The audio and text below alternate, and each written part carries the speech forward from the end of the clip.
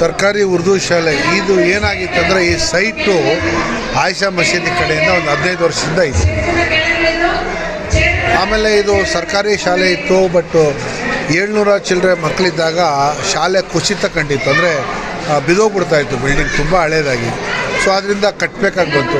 ಆಯಿಷಾ ಮಸೀದಿ ಕಮಿಟಿಯವರು ಕೂತ್ಕೊಂಡು ತೀರ್ಮಾನ ಮಾಡಿ ಇದನ್ನು ದಯಮಾಡಿ ಕಟ್ಕೊಡಿ ಅಂತ ಹೇಳಿದಾಗ ನಾವು ಅಣ್ಣ ತಮ್ಮರು ಸೇರಿ ತೀರ್ಮಾನ ಏನು ಮಾಡಿದ್ವಿ ಅಂದರೆ, ನಮ್ಮ ತಂದೆ ತಾಯಿ ಹೆಸರಲ್ಲಿ ಮತ್ತು ನಮ್ಮ ದೊಡ್ಡಣ್ಣ ಸೈಯದ್ ಸಾಲೆ ಅವರು ಇಲ್ಲಿ 96ರಲ್ಲಿ ಚುನಾವಣೆ ಪ್ರತಿನಿಧಿ ಆಗಿದ್ದರು, ಕೌನ್ಸಿಲರ್ ಆಗಿದ್ದರು. ಸೊ ಅವರೆಲ್ಲರೂ ಇಲ್ಲಿ ಸೇವೆ ಮಾಡಿದ್ದೀವಿ. ನಾವೇ ಯಾಕೆ ನಮ್ಮ ಮನೆತನದಿಂದ ಕಟ್ಕೊಡ್ಬಾರ್ದು ಅಂತ ತೀರ್ಮಾನ ಮಾಡಿ 1.5 ಕೋಟಿ ಖರ್ಚು ಮಾಡಿ ಈ ಒಂದು ಶಾಲೆನ ಕಟ್ಟಿಕೊಟ್ಟಿದ್ದೀವಿ. ಈ ಶಾಲೆ ಏನು ಪ್ರಾರಂಭವಾಗಿದೆ, ಇದನ್ನು ಉಳಿಸಿ ಬೆಳೆಸೋದಕ್ಕೆ ಪೋಷಕರು ಮತ್ತು ಸ್ಥಳೀಯರು ಏನೆಲ್ಲ ಮಾಡಬೇಕು, ಅವ್ರಿಗೆ ಏನು ಸಂದೇಶ?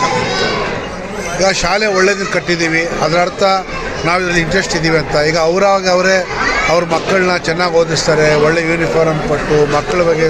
ಮತ್ತು ಅತಿ ಮುಖ್ಯವಾಗಿ ಈ ದುಶ್ಚಟ ಇದೆಯಲ್ಲ, ಏನು ಈ ಡ್ರಗ್ಸು ಅದು ಇದು, ಅದರಿಂದ ದೂರ ಆಗಬೇಕಂದ್ರೆ ಇವತ್ತು ವಿದ್ಯಾಭ್ಯಾಸ ತುಂಬಾ ನೆಸೆಸಿಟಿ ಇದೆ. ಆ ಒಂದು ನಿಟ್ಟಿನಲ್ಲಿ ನಮ್ಮ ಕುಟುಂಬದವರೆಲ್ಲರೂ ಸೇರಿ ಸಹಾಯ ಮಾಡ್ತಾರೆ. ಸರ್, ಮುಂದಿನ ದಿನಗಳಲ್ಲಿ ಈ ಶಾಲೆಯಲ್ಲಿ ನೀವೇನೇನು ಬದಲಾವಣೆ ತರಬೇಕು ಅಂತ ಇದ್ದೀರಾ ಸರ್? ಈ ಶಾಲೆಯಲ್ಲಿ ಈಗಲೇ ಒಂದು 5 ಗೆಸ್ಟ್ ಟೀಚರ್ಸ್ ಇದ್ದಾರೆ, ಇನ್ನೂ 4-5 ಗೆಸ್ಟ್ ಟೀಚರ್ಸ್ ಬೇಕಿದ್ದು ಅದನ್ನು ಪ್ರೊವೈಡ್ ಮಾಡೋದಿರ್ಬೋದು. ಮತ್ತು ಇಲ್ಲಿ ಶುಚಿತ್ವದ ಕಡೆ ಕ್ಲೀನ್ನೆಸ್ ಮೇಂಟೈನ್ ಮಾಡೋದಕ್ಕೆ ಇನ್ನೂ 1-2 ಬೇಕಾಗುತ್ತೆ ಅವರಿಗೆ. ಮತ್ತು ಈಗ ಕೊಡ್ತಾ ಇರುವಂಥ ಸಂಬಳಗಳು ಸಾಕಾಗ್ತಿಲ್ಲ, ಅದನ್ನು ಸೇರಿಸಿ ಮಾಡಬೇಕಂತೆ. PT ಮಾಸ್ಟರ್ ಇಲ್ಲ, ಇಲ್ಲಿ ಒಂದು ಪ್ಲೇ ಗ್ರೌಂಡ್ ಇಲ್ಲ, ಮತ್ತು ಕಂಪ್ಯೂಟರ್ ಕ್ಲಾಸ್ ಮಾಡೋದಕ್ಕೆ ಯಾರೂ ಇಲ್ಲ ಬೇಲೆ, ಅದನ್ನೆಲ್ಲ ನಾವು ಪ್ರೊವೈಡ್ ಮಾಡಬೇಕಂತ ತೀರ್ಮಾನ ಮಾಡಿದ್ವಿ. ಮತ್ತು ಖುದ್ದಾಗಿ ನಾನು ಸಹ ಒಂದು ಕ್ಲಾಸ್ನ ಕನ್ನಡಕ್ಕೆ ತಗೋಬೇಕು ಅಂತ ತಗೋತಾ ಇದ್ದೀನಿ ಸರ್. ಕೊನೆಯದಾಗಿ ಗಣರಾಜ್ಯೋತ್ಸವದ ಶುಭಾಶಯಗಳನ್ನ ಯಾವ ಥರ ಕೊಡ್ತೀರಾ ಮಕ್ಕಳಿಗೆ ಮತ್ತು ಕನ್ನಡಿಗರಿಗೆ? ಇವತ್ತಿನ ದಿವಸ ಕನ್ನಡ ರಾಜ್ಯೋತ್ಸವ 76ನೇ ವಯಸ್ಸಿನ ಶುಭಾಶಯಗಳನ್ನ ನಾವು ಈ ಶಾಲೆಯನ್ನು ದೇಶಕ್ಕೆ ಮತ್ತು ಈ ಆಯಿಷಾ ಮಸೀದಿ ಕಮಿಟಿ ಮತ್ತು ಈ ಭಾಗದಲ್ಲಿ ಡೊನೇಟ್ ಮಾಡೋದ್ರ ಮುಖಾಂತರ ನಾವು ಆಚರಣೆ ಮಾಡ್ತಾಯಿದ್ದೀವಿ.